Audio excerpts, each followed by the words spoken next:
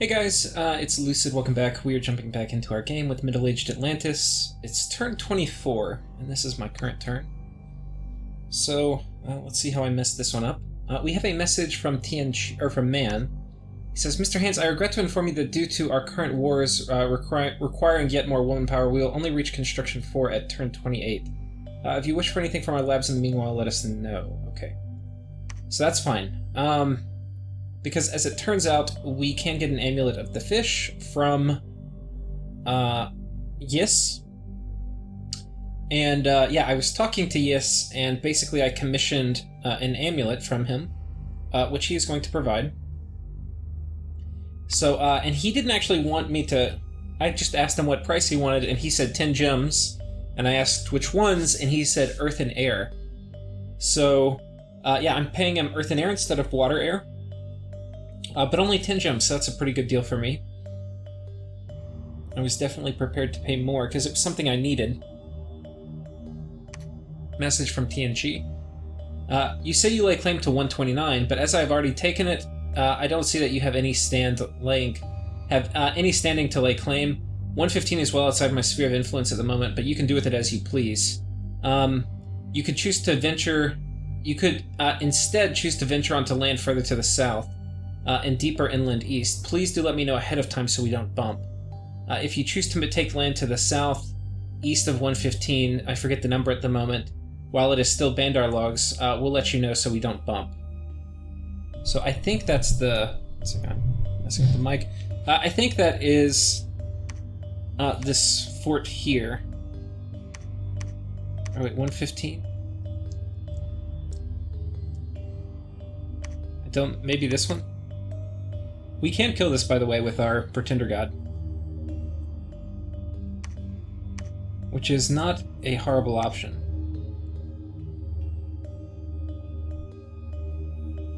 Though I'm not...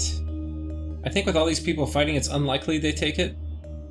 So he does not want to give me this one. I've already taken this one this turn. And there's a lab here, which is kind of cool. Not sure. I mean, I could afford it. I don't really want to. And there's nothing to recruit with the lab. I guess it... Did it get it from an event? A hidden laboratory has been found. Okay. Okay, so he doesn't want to give me this, but the thing is, he doesn't have a choice. I'm going to take it. There's no way he can hold this from me. But we'll continue going through the events. We have another message from TNG. Also, Ulm smashed Pangea's White Centaurs... and is now moving east. I don't know to what extent Jotunheim Yis are taking advantage of the situation to grab Pan's land. So Pan, I do know that. That is something that evolved. The thing is, all my armies on this front are going to have to go this way. For armies I generate on this front, it's going to take them like half a year to get over here, thanks to how wonderful Map Move is in the ocean. So armies over here are going to stay over here. We're going to generate armies over here. Right now I'm still building infrastructure, so I'm not really building many armies. But I think I'm done with infrastructure after this turn. I'm building a lab here in this fort, and then I'm going to have all my forts templed in labs. The only thing I have left to do is to upgrade this fort, which I do want to do. But that's not exactly kind of #1 priority. So things we have over here, I think are going to raid over here. And basically... I'm not sure. I think I'm gonna... I need to come up with immediate goals, but I think I'm gonna take all of this, and then probably that too, and just say this is part of Atlantis now. I think Bandar log's mostly crushed. But yeah, that's basically the idea. There's really... Once I start getting thugs out of here, especially the Earth or the Astral ones, and they're coming out here. I've got another one coming out this turn. And we do have Thaumaturgy 3, so we have all the things we need to have thugs. We've got Teleport. The only thing we don't have is Astral Shield, which would be nice. But we're not stopping till we get Conjuration 6. We have a little bit of Construction, enough to do some basic stuff. And then we have Body Ethereal. So he hasn't left any guys here. It looks like he moved this army out, and he's going to do some kind of coordinated attack. We are going to take it. And we might just start raiding him all over the place. But I'm not sure. That is an option. Where is Tianchi? I don't actually know where his cap is. I should look. Oh, here it is. Okay.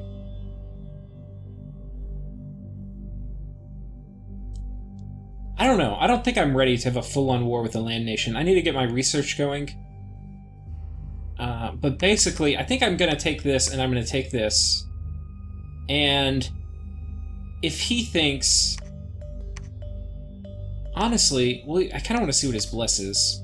Do I have a scout I can get?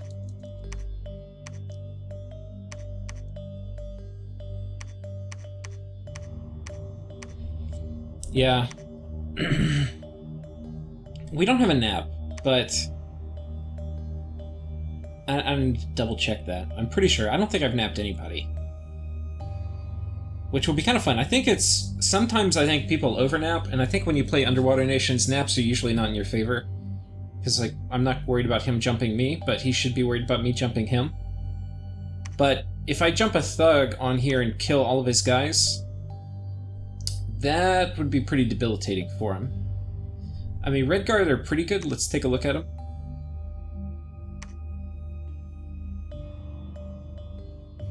If he has magic weapons, which is kind of likely, we could be in trouble.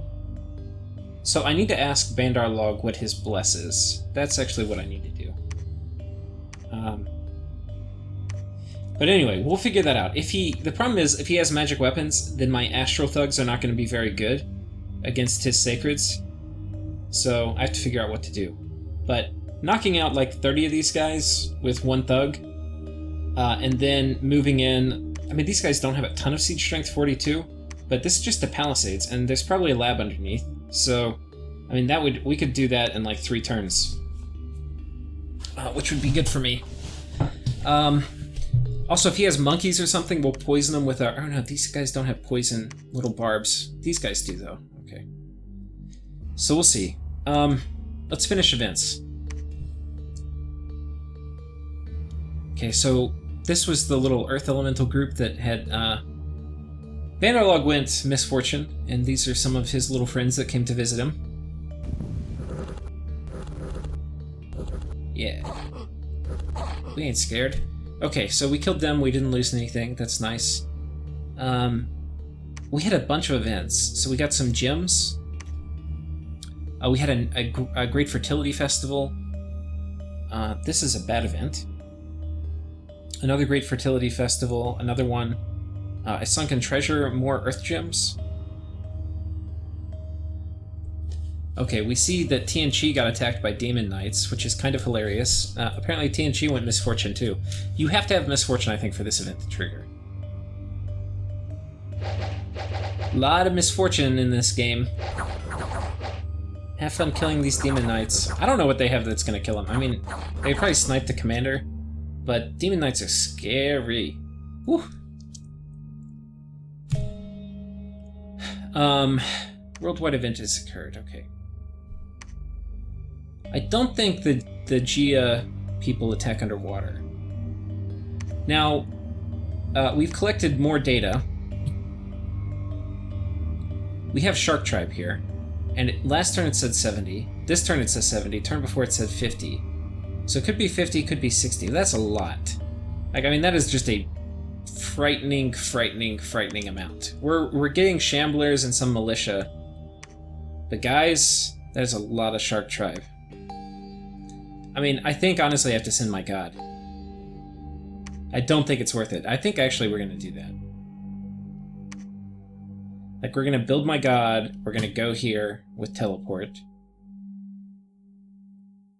We're gonna build a lab, and then we'll probably teleport on top of somebody else. I don't know. I mean, this is not my dominion. I cannot kill... It's just too many. It's too many. You know, we could also teleport my god... Oh, no, we can't, because he can't breathe. Ariet and Devils? Okay. So my first objective, though, I think, is to get as much... I have to kill Pelagia. All this land stuff is nice, and we're going to do it with the backside of our empire. But we're going to be doing it kind of half-assed because we're going to be building up our research. I say that as we're like...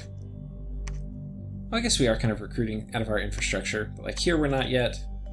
We need to upgrade that first, but I mean, we could be recruiting, we just don't have money. We're at 0. Okay, so what has happened this turn is Pelagia moved up here, and because I'm a freaking idiot, I didn't move my scout into position to follow Relay, so I'm not going to be able to watch this battle in Pelagia, which sucks, if he indeed does have one. So instead I'm going to move here because there's a chance that Relay chickens out and attacks here. But Pelagia has a big force here, and then he's going to come this way. Ourselves, on the other hand, we are going to move up this way and take this. This should be a nice little healthy income province. And then upon taking it, we will probably go take this island. So that will be good for us. And then we are also moving our god, who is stealthy right here. We're going to be moving him on top of this fort with the same business, quickness, all this. Now, he has a bunch of pearl mages, which are...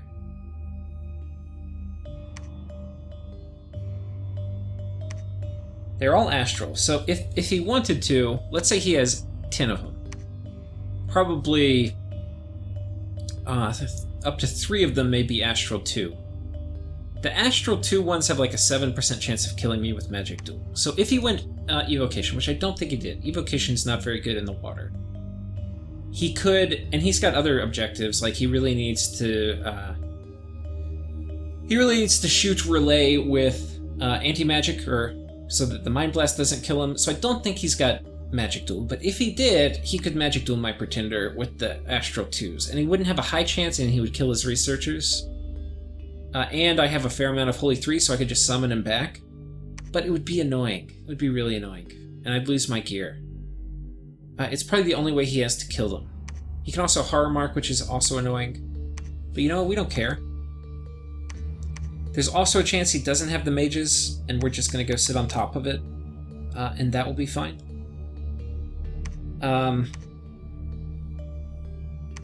So we'll see. But a lot of it's going to depend... Because Pelagia basically is going to have to move and patrol here on top of his capital with this army. So that means I'm going to get this one basically for free, because it's extremely unlikely he turns back. So we're going to get this province, and then we're going to get this one. And then we're going to hop on top of this one, which will shut down recruitment. It's going to stifle his income. We're going to have him kind of boxed in, but we have to go for the kill. Best case for me is that Relay attacks and wins, but barely. And then I can take more of Pelagia stuff. The problem is, Relay is going to be a bigger problem in this game than Pelagia. I mean, they're just enormous, as we talked about, I think, last episode. So I'll probably recruit an ally to help deal with Relay. Nobody wants to have Relay near them, and there's a lot of semi-amphibious nations nearby. Like, we have Phaecia. This is, I think, Yis's lake, so Yis can come down here and attack. And I would... like a million times rather have Yis as a neighbor than have than have Relay. So even if he gets Relay's capital, which is right here. Can I not see it? Oh, here it is. So even if he gets a ton of stuff and his capital and I get part of the lake, like I'm fine either A, fighting Yis for the lake after that, or B, just saying like, okay, truce, let's go eat land nations. Because like if I get all of this, I'm going to be fine with... Like, I don't need to have the whole lake system. It's an option, but I don't need it. And if I do it, then, yeah, we'll see about that. So I think that's it for this turn. We have this guy who is diseased. I probably should use him for combat stuff. Sure. It's gonna research. I could put... I don't know if a coral sword would help. I could put... Well, I don't have any way to do nature stuff. I have a great nature income. For my guys who get diseased, for now I can just give them like rings of regeneration, which will keep them from dying. Which, that's probably worth it to keep those guys hanging around. And I can definitely use them later. So I think that's it. Kind of short episode. I do really need... Oh, what's the siege strength here? 104? Siege strength here, 34? And if I get more of these guys, I actually might be able to 2-turn knock down this fort. That would kind of be getting me in a war that I don't necessarily want to be in. I think this is Arco. Maybe I ask Arco how Pythium's doing. Yeah, that is Arco. So, yeah, maybe I do that. I ask Arco how Pythium's doing. Pythium looks like they're doing okay, because this is... Valegra somewhere right over here, I think. And they haven't gotten pushed back too far. Bandarlog's gotten basically munched. I don't know where his capital is, but... Oh, here it is. And he's got, yeah, Tianchi in his cap circle. So we'll see. We'll see. But anyway, that's that. Hopefully Relay kills Pelagia's army. That's the main thing I care about. If Relay stalls out and does not push forward, I think the odds are going to start shifting back in Pelagia's favor, for at least the Relay in battle. I sent him a message last turn. I don't think I put it up, but basically saying, well, you know, you can probably A, reinforce better than he can, but B, you do want to fight him before he has anti-magic. And even if you fight him and let's say you lose, the only way he's probably going to lose is because there's like 1 million water elementals coming out. Let's say you lose and you clear the water elemental horde. Well, okay, we had to get, like, we both done our part to burn through his water gem supply. And, you know, we did it, but it's done now. He can no longer dump 60 gems of water elementals at us. So, assuming he has a lot of reinforcements coming, we're probably going to be in pretty good shape. But the important thing is that he either A, does critical damage to Pelagia's force. Like, best case for me is he completely kills Pelagia's force and has like one guy sitting on top of his capital. That would be perfect for me. Next best case would be that they kill each other to a man and Pelagia keeps his capital.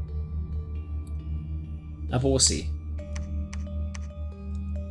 I'm really embarrassed I don't have a scout to go there. Like, I knew the battle was going to happen. So that's it. I don't think it's too risky. There's a chance we could lose our Pretender.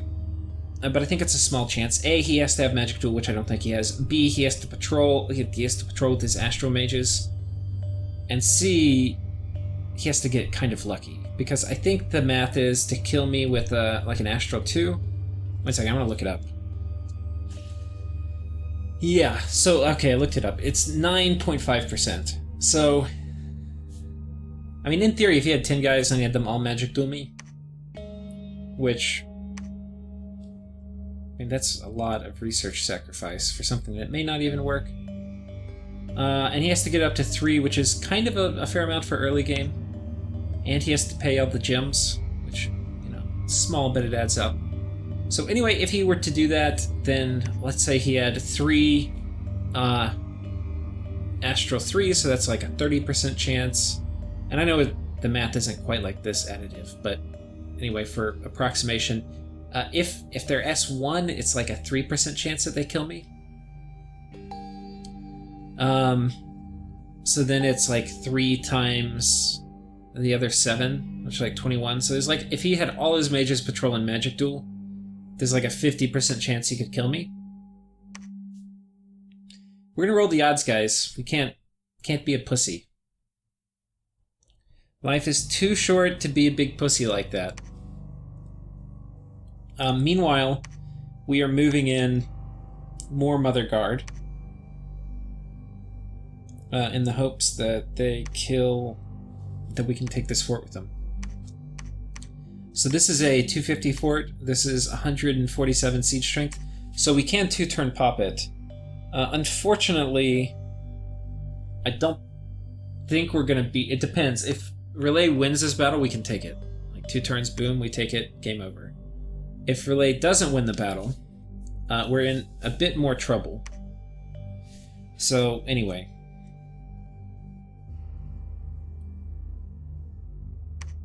And it may be I want to start moving somebody over here. Not sure. So the final thing I'll say is we're moving over here this turn, and we're so we've got these guys here right now who are just patrolling.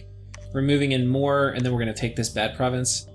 We don't care whether he says we can have it or not. This province now belongs to us, and if he's going to fight a war with us raiding, like, we can teleport guys on his cap. He can, like, you know, whatever. So if he wants to do that, we can do it. And by the way, this is Sequane, so we've played several games together before now. I doubt he's going to want to stir something with me over something as stupid as this cave. But we'll see. Yeah, I do want all of this stuff, though. And how did Pangea... This must be an event that caused that.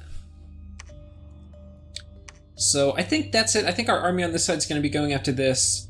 We're going to get some intel on Pythium and see how he's doing. He seems to be doing okay. If he's doing weak, we may attack him. And then Pangea... Like, I wouldn't mind taking that. I mean, we can kill Pangean armies, too. Where's Pangea's capital? Okay, right here. We'll have to see. I don't know. We're going to play it one turn at a time. But anyway, these are all options. We've got lots of options. And we are going to be needing all the options we can take. Because what we lack in necessarily high-quality troops, or like very efficient troops, we make up for it and then we can get everything everywhere. So as our income grows, we grow in power also. So all of our rating is going to be good for us. Like, you know, we added another... We do need to get 10 PD here so we get the unrest down. But yeah, we added another little province to the empire.